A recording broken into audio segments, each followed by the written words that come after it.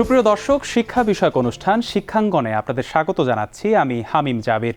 এই অনুষ্ঠানের মাধ্যমে আমরা তুলে ধরার চেষ্টা করব শিক্ষাঙ্গনে ঘটে যাওয়া বিভিন্ন ঘটনার সংবাদ, শিক্ষার্থীদের শিক্ষা ভাবনা, অভিজ্ঞতা এবং মতামত। এছাড়াও থাকছে দেশ বিদেশে উচ্চশিক্ষার সুযোগ ও সম্ভাবনার সংবাদও।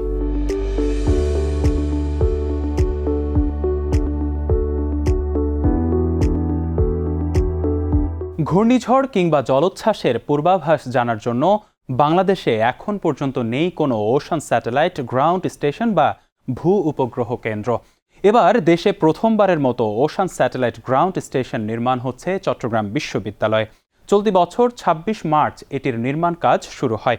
বিশ্ববিদ্যালয়ের সমুদ্র বিজ্ঞান বিভাগের সাথে চীনের জাতীয় সমুদ্র গবেষণা প্রতিষ্ঠান সেকেন্ড ইনস্টিটিউট অব ওশানোগ্রাফির যৌথ উদ্যোগে স্টেশন স্থাপিত হচ্ছে। স্টেশনটি প্রাকৃতিক দুর্যোগ পূর্বাভাসের সক্ষমতা বাড়াতে সহায়তা করবে, এমনটাই বলছেন গবেষকরা। চীনের প্রাকৃতিক সম্পদ মন্ত্রণালয়ের অধীনস্থ জাতীয় গবেষণা প্রতিষ্ঠান second institute of oceanography SIO এর সহায়তায় চট্টগ্রাম বিশ্ববিদ্যালয় ক্যাম্পাসে নির্মিত হচ্ছে ওশান স্যাটেলাইট গ্রাউন্ড স্টেশন। এই স্টেশনটি স্যাটেলাইটের মাধ্যমে সমুদ্রের বিভিন্ন তথ্য বা প্যারামিটার, যেমন সমুদ্রের পানির রং, তরঙ্গ, সাগরের স্তর, তাপমাত্রা ইত্যাদি সংগ্রহ ও পর্যবেক্ষণ এবং সেগুলো প্রক্রিয়াকরণ, বিশ্লেষণ করে সমুদ্র সম্পর্কিত প্রাকৃতিক দুর্যোগের পূর্বাভাস, জলবায়ু পরিবর্তন পর্যবেক্ষণ, মৎস্য শিকার ও সামুদ্রিক সম্পদ ব্যবস্থাপনায় গুরুত্বপূর্ণ ভূমিকা পালন করবে। পাশাপাশি এটি সামুদ্রিক সম্পদ ব্যবস্থাপনায়ও গুরুত্বপূর্ণ অবদান রাখবে। আমাদের ইনোভেশন এবং আমাদের সাবজেক্ট রিলেটেড যে সকল বিষয়বস্তু রয়েছে, এটার জন্য বাস্তবিক ব্যবহারিক অর্থে যে সকল তথ্যগুলো প্রয়োজন, সেটা আমরা এখন হাতের নাগালে ওশান গ্রাউন্ড স্টেশন স্যাটেলাইট থেকে পাবো। বিশেষ করে এটা থেকে যদি উল্লেখযোগ্য তিনটা কথা আমি বলতে চাই, সেটা হচ্ছে সমুদ্র গবেষণা, জলবায়ুর পরিবর্তন এবং হচ্ছে আপনার ঘূর্ণিঝড়, প্রাকৃতিক যে ডিজাস্টারগুলো, জলোচ্ছ্বাস, এগুলো সম্পর্কে আমরা পূর্বাভাস খুব দ্রুত পেতে পারি। এই গ্রাউন্ড স্টেশন থেকে প্রায় পৃথিবীর 11টা স্যাটেলাইট থেকে আমরা সেন্সিংয়ের মাধ্যমে হচ্ছে তথ্য কালেক্ট করতে পারবো। দ্যাটস ওয়াই এই তথ্যগুলো আমরা আমাদের ব্যবহারিক এবং বাস্তবিক জীবনের সাথে, পড়াশোনার সাথে তুলনা করতে পারি, যেটা আমরা আগে পারতাম না। সেটা এখন আমরা এখান থেকে উপকূলীয় যে পূর্বাভাসটার কথা আপনাকে বললাম, সমুদ্র নিয়ে গবেষণার কথা বললাম, আমাদের সাবজেক্টটাই হচ্ছে সমুদ্র, মৎস্য, এই রিলেটেড। তো যেটার কারণে আমাদের তাৎক্ষণিক গবেষণার জন্য আমরা সমুদ্রে যেতে পারছি না, যেটা আমরা এখন এখান থেকে পূর্বাভাস থেকে কালেক্ট করে এগুলো নিয়ে জানতে পারতেছি। আর এটা হওয়ার ফলে এখন আমরা খুবই অল্প সময়ে আমাদের গবেষণা এবং প্রযুক্তি খাতে খুব দ্রুত এগিয়ে যেতে পারতেছি, যেটা আমাদের জন্য অত্যন্ত মঙ্গলজনক। আগে সামুদ্রিক তথ্য সংগ্রহ, মৌসুমী ও জলবায়ু গবেষণা, জাতীয় নিরাপত্তা ও সমুদ্র গবেষণার জন্য Indian meteorological department IMD, NASA সহ অন্যান্য উৎসের উপর নির্ভরশীল থাকতে হতো। এই ভূ উপগ্রহ কেন্দ্রের মাধ্যমে এবার চট্টগ্রাম বিশ্ববিদ্যালয় এই সকল তথ্য সরবরাহ করতে সক্ষম হবে বলে আশাবাদ ব্যক্ত করেছেন সংশ্লিষ্ট গবেষকরা। আমাদের বাংলাদেশের সবচেয়ে সম্ভাবনাময় যে জায়গাটা উন্নয়নের জন্য, সেটা হচ্ছে আমাদের সমুদ্র, আমাদের বঙ্গোপসাগর এবং আমরা যেটাকে নর্দার্ন বঙ্গোপসাগর বা উত্তর বঙ্গোপসাগর বলি। এখন এই বঙ্গোপসাগর নিয়ে গবেষণা করে এর যে সম্ভাবনা এবং এর যে প্রতিবন্ধকতা, এগুলোকে আমাদের জাতীয় সিদ্ধান্ত মেকিংয়ে কাজে লাগানোর জন্য মূলত institute of marine sciences, department of oceanography, fisheries, এই ধরনের গবেষণা প্রতিষ্ঠানগুলো বা শিক্ষা প্রতিষ্ঠান বিভাগগুলো তৈরি করা হয়েছে। সমুদ্রকে অবজার্ভ করার জন্য সারা পৃথিবীর উন্নত দেশগুলো যেভাবে কাজ করছে, আমাদের সক্ষমতা না থাকলেও আমরা যেন যাদের সক্ষমতা আছে তাদের সহযোগিতা নিয়ে আমাদের বঙ্গোপসাগরের এই তথ্যপত্রগুলো কালেক্ট করে আমাদের শিক্ষার্থীদের গবেষণায় সহযোগিতা করতে পারি, ডাটা তথ্যপত্র আমরা সংগ্রহ করতে পারি। সেই চিন্তা থেকে মূলত আমার এই বিভিন্ন এই সক্ষম ইনস্টিটিউট যেগুলো আছে, ইউরোপিয়ান, আমেরিকান এবং চাইনিজ, তাদের কাছে যাওয়া এবং তাদেরকে প্রস্তাবনা দেওয়া। তো ওই প্রস্তাবনাটা যেহেতু চাইনিজ এই যে সেকেন্ড ইনস্টিটিউট অফ ওশানোগ্রাফি তারা গ্রহণ করেছে, টেকনিক্যাল এবং ইনস্ট্রুমেন্টাল তারা সাপোর্ট দেবে এবং আমরা সকল লোকাল ইনকাইন্ড সাপোর্ট দেব। সেই সাপোর্টের ভিত্তিতে মূলত আমাদের এই প্রতিষ্ঠানটা গড়ে উঠেছে। এটা বেসিক্যালি এই যে গ্রাউন্ড স্টেশন থেকে যে ডাটাগুলো পাওয়া যাবে, সেগুলো দিয়ে আমাদের প্রাইমারিলি ওশানোগ্রাফির ছাত্ররা সঠিক নির্দেশনাটা পাবো যে আমাদের জলোচ্ছ্বাস কখন আসতে পারে, বাতাসের গতিবেগগুলো সেভাবে পাবো। সাথে সাথে আমাদের সমুদ্রের মধ্যে মৎস্য সম্পদ সহ যত সম্পদ আছে সেগুলোকে আমরা অ্যানালাইসিস করে কোন সময়ে মাছ ধরলে উপকৃত হবে, কোন জায়গায় মাছ বেশি পাওয়া যাবে, সেইগুলোকেও কিন্তু এই ডাটা দিয়ে কিন্তু আমরা অ্যানালাইসিস করতে পারবো। চীনের প্রাকৃতিক সম্পদ মন্ত্রণালয়ের অধীনস্থ জাতীয় গবেষণা প্রতিষ্ঠান সেকেন্ড ইনস্টিটিউট অব ওশানোগ্রাফির কারিগরি ও যান্ত্রিক সহায়তায় চট্টগ্রাম বিশ্ববিদ্যালয়ের ওশানোগ্রাফি বিভাগের সাথে যৌথ উদ্যোগে এই ভূ উপগ্রহ কেন্দ্রটি নির্মাণ হচ্ছে। এই ধরনের প্রজেক্ট বাংলাদেশের মধ্যে এটাই প্রথম, এবং এর মাধ্যমে যেটা করা যাবে সেটা হচ্ছে আমরা আমাদের যে ওয়েদার ফোরকাস্ট আমরা করতে পারবো। আমরা সমুদ্রকে এখন যে আমরা ব্লু ইকোনমি বলা হচ্ছে, যে সমুদ্র কেন্দ্রিক আমাদের যে অর্থনীতি, এর মাধ্যমে কিন্তু আমাদের এই ব্লু ইকোনমির ক্ষেত্রে একটা বিপ্লব হবে বলে আমরা মনে করি। আগে যেখানে আমরা আমাদের ওয়েদার ফোরকাস্টের জন্য আমরা বিভিন্ন দেশের উপর নির্ভর করতে হতো, বর্তমানে অবশ্যই নির্ভর করতে হবে না। এবং চায়না এবং বাংলাদেশের যৌথ উদ্যোগে এই প্রতিষ্ঠানটা হচ্ছে। অতএব চায়নার সাথে আমাদের সম্পর্ক বিভিন্ন কারণেই আগে থেকেও ছিল, বর্তমান উত্তরোত্তর বৃদ্ধি পাচ্ছে, এবং এই প্রজেক্টের মাধ্যমে আমাদের চায়না বাংলাদেশ বা চীন মৈত্রী বাংলাদেশ যে মৈত্রী সেটা অনেক বেশি, অনেক উচ্চ মার্গে সেখানে চলে যাবে। এবং বিভিন্ন কারণে আমাদের ভূ রাজনীতি বলেন অথবা আমাদের ইতিহাস ঐতিহ্য সব দিক থেকে চায়নার সাথে আমাদের সম্পর্কটা কিন্তু বৃদ্ধি পাচ্ছে। তো এর মাধ্যমে যেটা হবে যে আমরা একদিকে আমরা নিজেরা উন্নত হতে পারবো, অপরদিকে আমাদের এখান থেকে বিভিন্ন জনের তারা ডাটা সংগ্রহ করতে পারবে, সেই ডাটা আমরা সেখানে তাদেরকে দিতে পারবো। এর মাধ্যমে আমরা উপার্জন আমাদের হবে। ওশান স্যাটেলাইট গ্রাউন্ড স্টেশনটি বাস্তবায়ন হলে দেশের আবহাওয়া ও সমুদ্র পূর্বাভাস খাত স্বনির্ভর হয়ে উঠবে। আমরা যেহেতু ফিশারিজের স্টুডেন্ট, তো আমাদের পড়ালেখাটা আসলে ম্যাক্সিমামই বলা যায় সমুদ্র রিলেটেড। তো আমাদের অনেক বিষয় মাথায় রাখতে হয়, যেমন প্রাকৃতিক দুর্যোগ। আমাদের যারা মাছ ধরে এরা যখন সমুদ্রেতে মাছ ধরতে যায়, তো যদি আগাম খবর না পায় এরা, তাহলে সেখানে যাওয়ার পর তারা বিপদে পড়তে পারে। তো আমরা এখন এটা থাকার সুবিধার্থে আমরা হচ্ছে আগাম খবরটা জানতে পারবো যে আসলে কতদিনের মাঝে কোনো দুর্যোগ হওয়ার পসিবিলিটি আছে কিনা। তখন আসলে আমরা সেইভাবে ওদেরকে মানে করে কনসার্ন করতে পারি যে ওই সময় তারা যাবে কিনা মাছ ধরতে। এটা একটা। আবার দেখেন অন্য সব দেশের মেরিন সায়েন্সটা কিন্তু অনেক বেশি আগানো, সেই ক্ষেত্রে আমাদের দেশের মেরিন সায়েন্সটা একটু পিছানো। এর পিছানোর কারণ কি, সেটা হচ্ছে আমাদের তথ্যবহুল বিষয়গুলো একটু কম। আমরা তথ্যটা পাই আমার অন্যের উপর নির্ভর, যেটা বলা চলে। অন্য দেশের তথ্যগুলো নিয়ে আমরা ইউজ করি, বাট আমাদের তথ্য নাই যেটা আমরা ব্যবহারিক অর্থে বা আমরা হাতে কলমে কাজ করতে পারি, এরকম কিছু নাই। তো আমি মনে করি যে আমাদের ভার্সিটিতে, বিশেষ করে আমাদের ফ্যাকাল্টিতে যে এটা হয়েছে গ্রাউন্ড স্টেশনটা, এটা আমাদের ভবিষ্যতে খুবই উপকারে আসবে, এবং আমরা মনে করি এটা হাতে কলমে আমরা এটা কাজ করতে পারবো। এবং আমি মনে করি যে এর মাধ্যমে আমরা আমাদের মেরিন সায়েন্সকে বাংলাদেশে নয়, শুধু বাইরের দেশেও পরিচিত করাতে পারবো। সামগ্রিকভাবে ওশান স্যাটেলাইট গ্রাউন্ড স্টেশন বাংলাদেশের সামুদ্রিক গবেষণা, পরিবেশ পর্যবেক্ষণ, দুর্যোগ মোকাবিলা ও সমুদ্র সম্পদ ব্যবস্থাপনায় গুরুত্বপূর্ণ অবদানের মাধ্যমে টেকসই সুনীল অর্থনীতির সম্ভাবনাকে কাজে লাগিয়ে দেশীয় ও বৈশ্বিক উন্নয়ন ত্বরান্বিত করবে, এমনটাই মনে করেন সংশ্লিষ্টরা।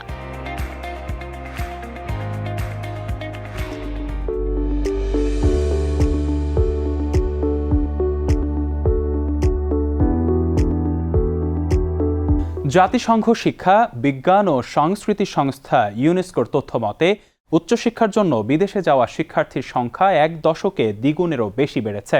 অন্যদিকে বাংলাদেশ ব্যাংকের তথ্য অনুযায়ী বিগত 9 অর্থ বছরে শিক্ষার্থীদের মাধ্যমে বৈধ চ্যানেলে দেশ থেকে বেরিয়ে গেছে প্রায় $311 কোটি, যা বাংলাদেশি মুদ্রায় 30,277 কোটি টাকা। দেশে মানসম্মত শিক্ষার ঘাটতি রয়েছে, কর্মসংস্থানের অভাব, রাজনৈতিক ও অর্থনৈতিক অস্থিরতা। এতে তরুণদের বড় অংশের মধ্যে ভবিষ্যৎ নিয়ে অনিশ্চয়তা কাজ করছে। এমন পরিস্থিতিতে উন্নত ভবিষ্যতের আশায় বিদেশমুখী হচ্ছেন তরুণ মেধাবী শিক্ষার্থীরা। দর্শক, চলুন দেখে আসি শিক্ষার্থীরা কেন বিদেশমুখী হচ্ছেন।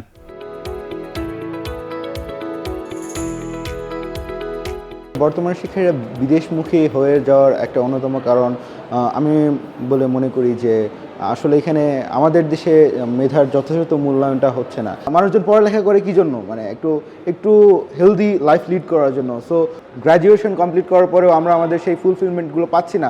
সো এই জন্য আর কি মানে অ্যাব্রোড চলে যায়। অ্যাব্রোড না গেলে তো উপায় নেই আসলে। আমরা এখন গ্র্যাজুয়েশন করে কি একজন মানুষ রিক্সা চালাবে, একজন মানুষ কি গার্মেন্টসে মানে 18 ঘন্টা 16 ঘন্টা এরকম কাজ করবে? আমার যদি সুযোগ থাকে তাহলে আমি কেন যাব না? আসলে মেইনলি এটাই। আর আরও যেমন মনে করেন যে হলো বিদেশে একটা মানে সিকিউরড এবং তথাকথিত উন্নত মানের লাইফস্টাইল পাওয়া যায়। So better lifestyle, better opportunity, better income অবশ্যই আপনাকে যে কোনো মানুষকে বিদেশ যাওয়ার জন্য উৎসাহিত করবে। বাংলাদেশে আসলে ওই রকমভাবে কর্মসংস্থানের সুযোগটা কিন্তু নেই, এবং সবচেয়ে বড় যে বিষয়টা বাংলাদেশের রিসার্চের যে সুযোগ, এটা কিন্তু খুবই আসলে মানে এই সুযোগটা নেই বললেই চলে। যেমন আমি সমাজবিজ্ঞান বিভাগে পড়াশোনা করছি, বাট এটা তো একটা রিসার্চ বেসড সাবজেক্ট, কিন্তু এই সাবজেক্টটা নিয়ে যে আমি রিসার্চ করব সেটা সুযোগটা আসলে বাংলাদেশে ঠিক কতটুকু।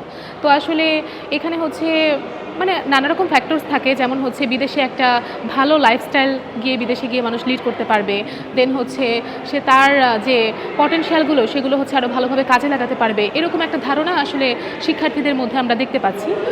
তো আমি মনে করি এই কারণগুলোতে আসলে শিক্ষার্থীরা বেশি আকৃষ্ট হয়। যেমন আমরা যদি স্কলারশিপের কথা বলি, বাইরের দেশগুলোতে আমাদের সোশ্যাল সায়েন্সের যে সাবজেক্টগুলো আছে, যেমন পলিটিক্যাল সায়েন্স, সোশিওলজি, অ্যানথ্রোপোলজি, এগুলাকে মানে খুব ভালোভাবে আসলে স্কলারশিপ দেওয়া হয়। কিন্তু বাংলাদেশে আসলে আমরা সুযোগ কতটুকু পাচ্ছি?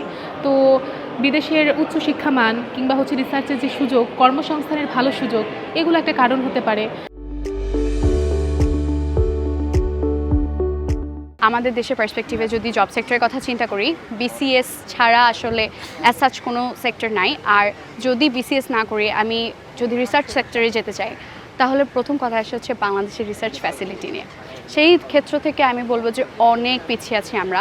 ওভারঅল অ্যাসপেক্ট থেকে যদি ভাবি, তাহলে আই উড সে যে হচ্ছে বিদেশে যাওয়া বেটার অপশন।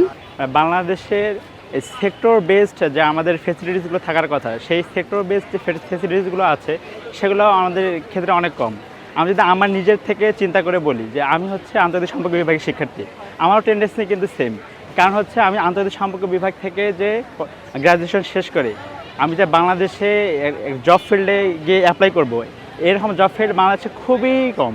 এখানে মেইনলি একটা ব্যাপার আসে যে কেরিয়ার অপরচুনিটি, যেটা আমরা দেখি আমাদের বাংলাদেশে বেশিরভাগ বিশ্ববিদ্যালয়গুলোতে, যদি হিউম্যানিটিস বা কমার্সের কথাও বলি, যে সাবজেক্ট রিলেটেড জব খুবই কম।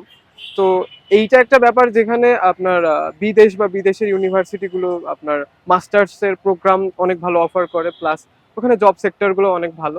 তো এ কারণে আপনার বিদেশমুখী হচ্ছে শিক্ষার্থীরা মূলত। আর বিদেশের ফ্যাসিলিটিস যে আপনার নাগরিক সুবিধাগুলো, এটা তো আমার মনে হয় যে বাংলাদেশ প্রোভাইড করতে এখনো অনেক অনেক বছর দেরি হবে।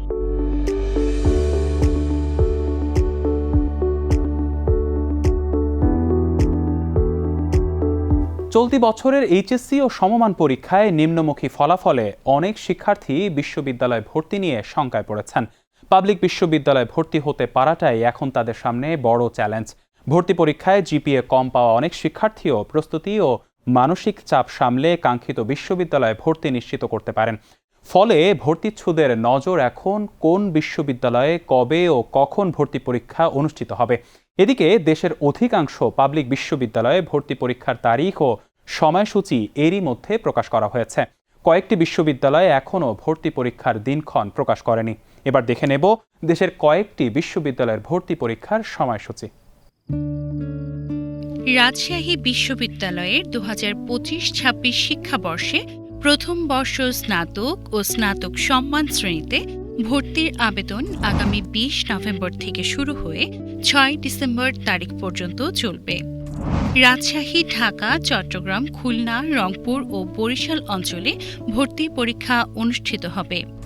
আগামী 16 জানুয়ারি সি বিজ্ঞান ইউনিটের, 17 জানুয়ারি এ মানবিক ইউনিটের, 24 জানুয়ারি বি বাণিজ্য ইউনিটের ভর্তি পরীক্ষা 2 শিফটে সকাল 11টা থেকে দুপুর 12টা ও বিকেল 3টা থেকে 4টা পর্যন্ত অনুষ্ঠিত হবে।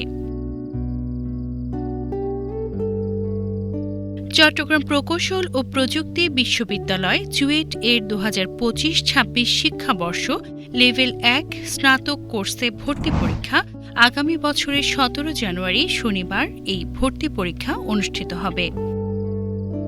জগন্নাথ বিশ্ববিদ্যালয়ে জবি 2025-26 শিক্ষাবর্ষের স্নাতক সম্মান ও বিবিএ প্রথম বর্ষের ভর্তি পরীক্ষার তারিখ ঘোষণা করেছে প্রশাসন। ইউনিট চারুকলা অনুষদের ভর্তি পরীক্ষা হবে 13 ডিসেম্বর, ইউনিট বিজ্ঞান ও লাইফ অ্যান্ড আর্থ সায়েন্স অনুষদ 26 ডিসেম্বর শুক্রবার, ইউনিট বিজনেস স্টাডিজ অনুষদ 27 ডিসেম্বর শনিবার, ইউনিট সামাজিক বিজ্ঞান অনুষদ 9 জানুয়ারি শুক্রবার এবং ইউনিট কলা ও আইন অনুষদ 23 জানুয়ারি শুক্রবার ভর্তি পরীক্ষা অনুষ্ঠিত হবে।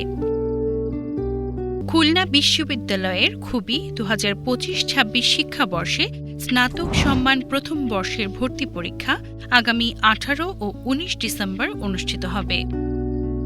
18 ডিসেম্বর বৃহস্পতিবার অনুষ্ঠিত হবে এ ও বি ইউনিটের ভর্তি পরীক্ষা। এর মধ্যে ইউনিটে অংশ নেবে বিজ্ঞান, প্রকৌশল ও প্রযুক্তিবিদ্যা স্কুলের ডিসিপ্লিনগুলো এবং ইউনিটে থাকবে জীববিজ্ঞান স্কুলের ডিসিপ্লিনসমূহ। 19 ডিসেম্বর শুক্রবার অনুষ্ঠিত হবে সি ও ডি ইউনিটের ভর্তি পরীক্ষা। ইউনিটে থাকবে কলা ও মানবিক স্কুল, সামাজিক বিজ্ঞান স্কুল, আইন স্কুল, শিক্ষা স্কুল এবং চারুকলা স্কুলের ডিসিপ্লিনসমূহ। অন্যদিকে ইউনিটে অনুষ্ঠিত হবে ব্যবস্থাপনা ও ব্যবসায় প্রশাসন স্কুলের ভর্তি পরীক্ষা।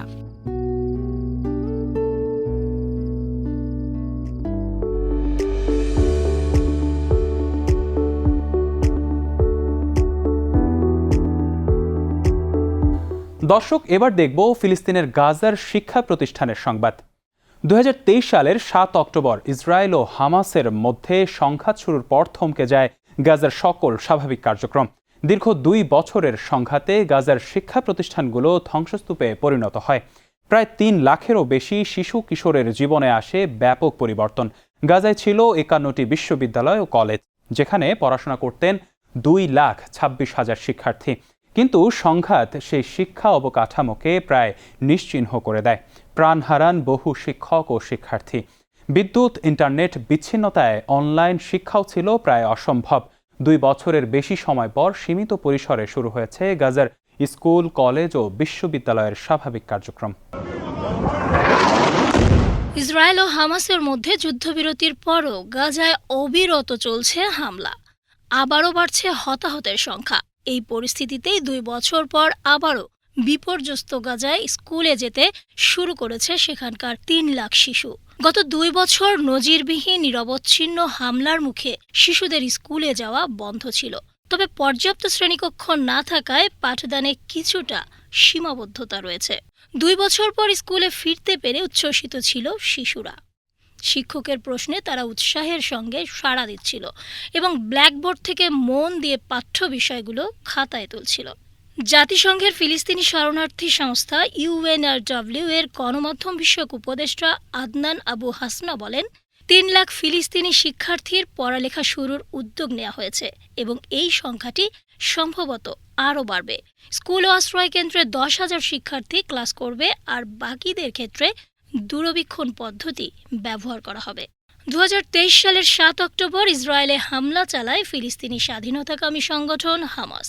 ওই হামলায় ইসরায়েলের 1,200 ব্যক্তি নিহত ও 251 জন জিম্মি হন। সেদিনই গাজায় প্রতিশোধমূলক পাল্টা হামলা শুরু হয়। ওই হামলার জেরে 8 অক্টোবর থেকে গাজার সব ধরনের শিক্ষা কার্যক্রম বন্ধ ছিল। পরিবর্তিত প্রেক্ষাপটে UNRW পরিচালিত স্কুল ও সরকারি স্কুলগুলোকে বাস্তুচ্যুত ফিলিস্তিনিদের জন্য আশ্রয় কেন্দ্রে রূপান্তর করা হয়। ফিলিস্তিনি শিক্ষা মন্ত্রণালয়ের তথ্য অনুযায়ী ইসরায়েলের 172টি সরকারি স্কুল ধ্বংস করেছে। আরও 118টি স্কুল বোমা হামলায় ক্ষতির শিকার হয়েছে। জাতিসংঘ পরিচালিত 100টিরও বেশি স্কুলে হামলা হয়েছে। ইসরায়েলের গণহত্যামূলক হামলায় এখনও পর্যন্ত 17,711 শিক্ষার্থী নিহত হয়েছে এবং আরও 25,897 জন আহত হয়েছে। পাশাপাশি শিক্ষা খাত সংশ্লিষ্ট 763 কর্মী নিহত ও 3,189 জন আহত হয়েছেন। ধ্বংসের ভেতর থেকেও গড়ে উঠেছে নতুন দিনের নতুন স্বপ্ন। আবারও শিশুদের পদচারণায় মুখরিত হবে গাজার ধ্বংস হয়ে যাওয়া স্কুল, কলেজ ও বিশ্ববিদ্যালয়গুলো।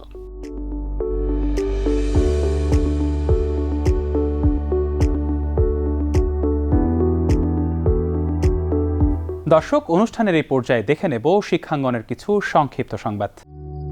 তামিলুল মিল্লাত কামিল মাদ্রাসার শিক্ষার্থীদের প্রথম অ্যালামনাই কনফারেন্স অনুষ্ঠিত হয়েছে। 1 নভেম্বর দিনব্যাপী এই কনফারেন্সে অংশ নেন মাদ্রাসার সাবেক ও বর্তমান শিক্ষার্থী সহ দেশের বিভিন্ন শিক্ষা ও ধর্মীয় প্রতিষ্ঠানের প্রতিনিধি, আলেম ওলামা ও বিশিষ্ট নাগরিকেরা। রাজধানীর আগারগাঁওয়ের বাংলাদেশ চীন মৈত্রী সম্মেলন কেন্দ্রে কনফারেন্স অনুষ্ঠিত হয়। 4টি সেশনে আয়োজিত এই সম্মেলনে প্রধান অতিথি হিসেবে অনলাইনে যুক্ত হয়ে বক্তব্য রাখেন জামায়াত ইসলামের আমির ডাক্তার শফিকুর রহমান। অন্যান্যদের মধ্যে উপস্থিত ছিলেন অন্তর্বর্তী সরকারের ধর্ম বিষয়ক উপদেষ্টা আ.ফ.ম. খালিদ হোসেন, আমার দেশ পত্রিকার সম্পাদক ডক্টর মাহমুদুর রহমান, জনপ্রিয় দায়ী শায়েখ আহমদুল্লাহ, ডাকসুর ভিপি সাদিক কায়েম। আলোচনায় বক্তারা বলেন, তামিলুল মিল্লাত দেশের ইসলামী ও আধুনিক শিক্ষার এক সফল মেলবন্ধন। এই মাদ্রাসার ছেলেরা যাত্রাবাড়িতে যে লড়াই করেছিল ফ্যাসিস্ট হাসিনার বিরুদ্ধে, এই ইতিহাস আমাদেরকে বারে বারে বলতে হবে। আমরা যেন আমাদের এই বিজয় ধরে রাখতে পারি এবং সেই ধরে রাখার বিজয়ে ইনশাআল্লাহ তামিলুল মিল্লাত মাদ্রাসার ছেলেরা, অ্যালামনাই, তারা সবাই নেতৃত্ব দেবেন। জুলাই আন্দোলন আমাদের চোখের সামনে স্পষ্ট করে দেখিয়ে দিয়েছে যে এই দেশে তরুণদের মধ্যে ব্যাপকভাবে দ্বীনি জাগরণ ঘটেছে। এর পেছনে যে কয়েকটি শিক্ষা প্রতিষ্ঠানের ব্যাপক ভূমিকা আছে, আমি মনে করি তামিলুল মিল্লাত কামিল মাদ্রাসা তার অন্যতম। প্রিন্সিপাল ডক্টর খলিলুর রহমান মাদানির সভাপতিত্বে কনফারেন্সে উদ্বোধনী বক্তব্য দেন তামিলুল মিল্লাত ট্রাস্টের সেক্রেটারি ও মাদ্রাসার প্রিন্সিপাল মাওলানা জয়নুল আবেদিন। সম্মেলনে মাদ্রাসার প্রতিষ্ঠা লগ্ন থেকে বর্তমান পর্যন্ত 120টি ব্যাচের প্রায় 3000 নিবন্ধিত প্রাক্তন শিক্ষার্থী অংশ নেন। পুরো অনুষ্ঠানটি ছিল উৎসবমুখর স্মৃতিচারণা, সাংস্কৃতিক পরিবেশনা ও বন্ধন পুনর্নবীকরণের এক মিলন মেলা।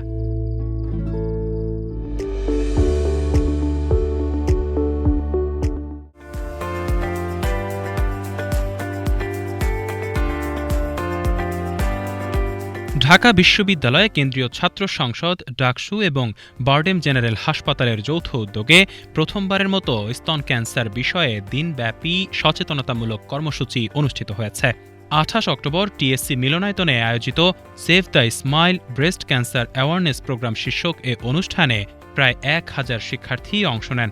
নারী স্বাস্থ্য সুরক্ষায় এ আয়োজনের অংশ হিসেবে বারডেম হাসপাতাল প্রাইমারি ব্রেস্ট স্ক্রিনিং সম্পূর্ণ বিনামূল্যে ঘোষণা করেছে। পাশাপাশি ব্রেস্ট আলট্রাসোনোগ্রাফি ও মেমোগ্রামে বিশেষ ছাড় দেওয়া হয়েছে, যা আগামী 10 নভেম্বর পর্যন্ত বিশ্ববিদ্যালয়ের শিক্ষার্থী, শিক্ষক ও স্টাফরা গ্রহণ করতে পারবেন।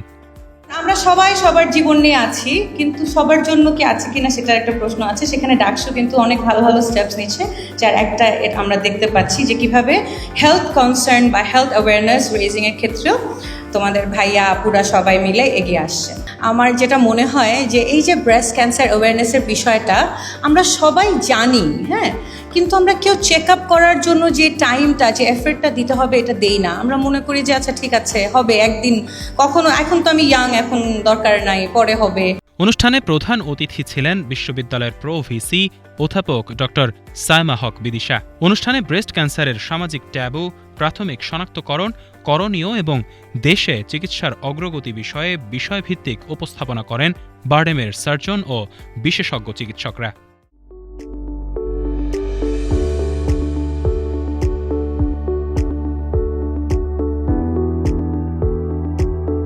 সুপ্রিয় দর্শক, আজকের মতো এখানেই শেষ করছি। আগামী পর্বে নতুন নতুন বিষয় নিয়ে আপনাদের সামনে আবারও হাজির হব। সেই পর্যন্ত ভালো থাকুন, সুস্থ থাকুন। আল্লাহ হাফেজ।